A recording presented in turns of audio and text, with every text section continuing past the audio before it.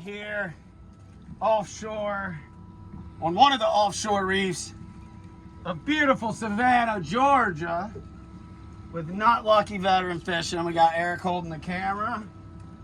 And what we did, guys, we spent a lot of time this morning trying to get bait. It was one of those days you throw the net, which seems like a lot of days when we get to come out this year, that you throw the net and the pogies just would run away from it immediately. We were in Wausau Sound in about 20 feet of water trying to make that work. We were trolling for about what, Eric? About 5-10 minutes? Yes, sir. And we had baits get nervous, nothing happened. And then boom goes the dynamite. Eric's been with us for a hot minute now. It's kind of the backbone of Not Lucky. Mike Weathers, who's like my father figure, has been teaching Eric how to drive a boat the proper way. We're getting Eric geared up to get his captain's license. And who knows what the future holds there. What's really cool though, is that means I get to get back in the cockpit.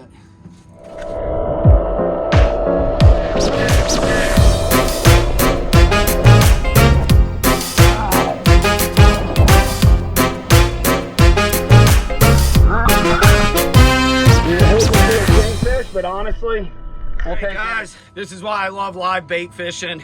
We come out here for kingfish. You never really know what you're going to get. This is actually a really good eating size cuda. A lot of people say that barracuda are not edible. They do have that slime on their skin and they can be pretty stinky, but you can always rinse them off with the raw water wash down. And so it won't get the stink in your box if you're worried about that sort of thing. But what we'll do is we'll take this guy back to the dock, clean him up, and he's going to be dinner tonight. We got fresh fish tonight, Eric. Yes, sir. But I highly encourage you guys, if you guys catch a lot of these, because sometimes it's all it's out here. We're still dealing with 80-degree water. Highly encourage you to keep one and try one. At the end of the day, I'm going to clean it up and we're going to show you just how clean this meat is. All right, guys, we had a one hook loss, broken rig. Easy day. Slide it through, make sure it's past the kink, because that's going to be your weak spot. Okay, and then go there.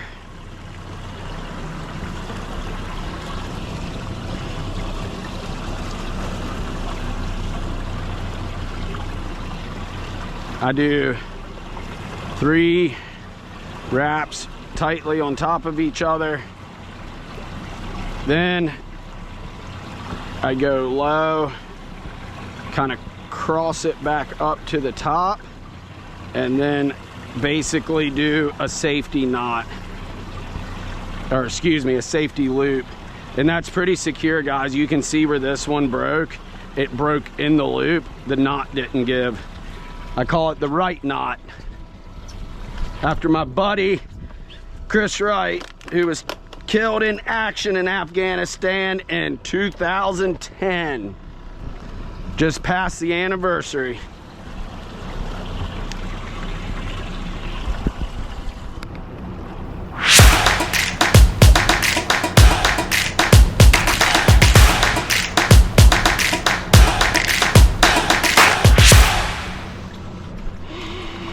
Marking real good. Oh, bye-bye. Uh-oh, I kicked a hook.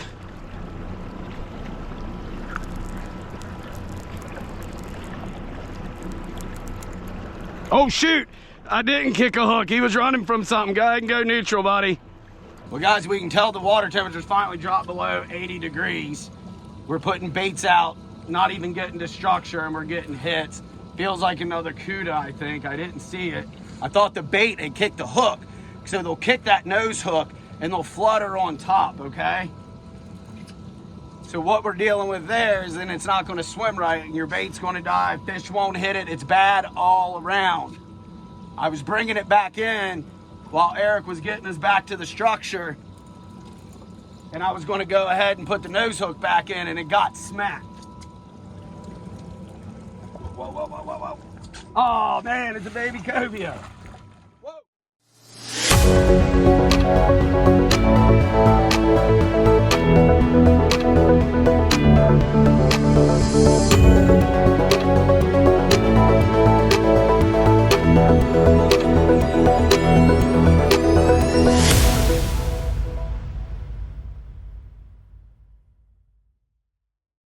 You didn't even need revived, guys. That's how durable these fish are. Be really careful when you get in the big range. You gaff them and put them in the boat, especially if they're a little green or haven't been on the hook fighting that long to wear themselves out. Because what's going to happen is they'll come in here. I've had them break igloo coolers. I've had them bruise up ankles. I've actually met a guy, or I shouldn't say met a guy, knew a guy who I believe had like a hairline fracture in his foot. He's wearing flip-flops and got smacked by one. So just be really careful when you handle them, guys. Let's get this set back up and do it again.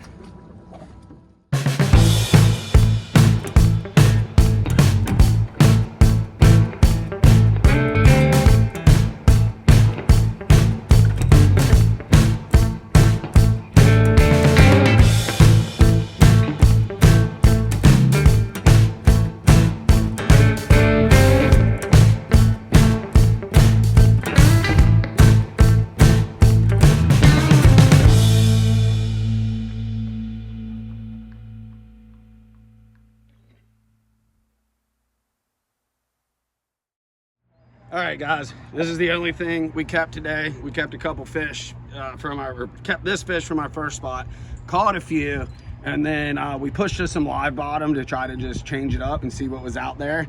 Kind of scouted out for the rest of the weekend, and it was a dry hole, as we say in the gunfighter world. Check out these gnarly teeth on this Barracuda. Actually, Eric, come this way so we can get it in the light. Gnarly, gnarly teeth. Super cool. These things jump out of the water and get all crazy. So let's clean this thing up and show you guys how clean the meat is. Because not everybody, a lot of people claim that these are not edible.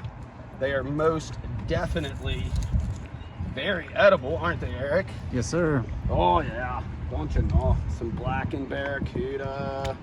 I guess you can fry it. Not I guess, you can fry it. Eric likes to smoke it like he does everything. So it's just like any regular fish. Ride it down the spine. Whoops, ride it down the spine there.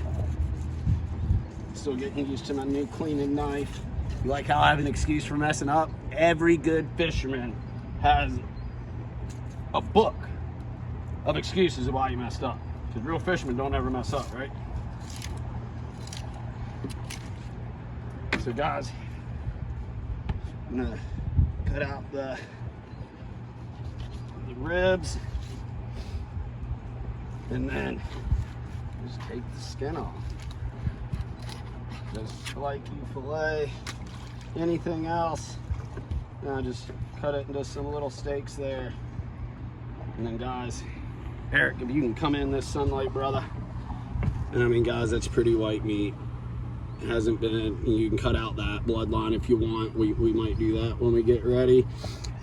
Blacken it, fry it, whatever. Flip it over. You shut your mouth. Flip it over, guys. Do the same thing on the other side.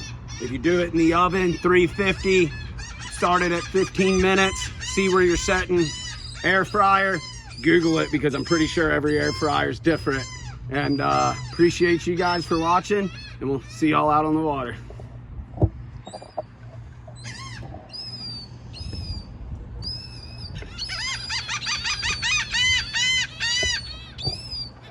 Savages.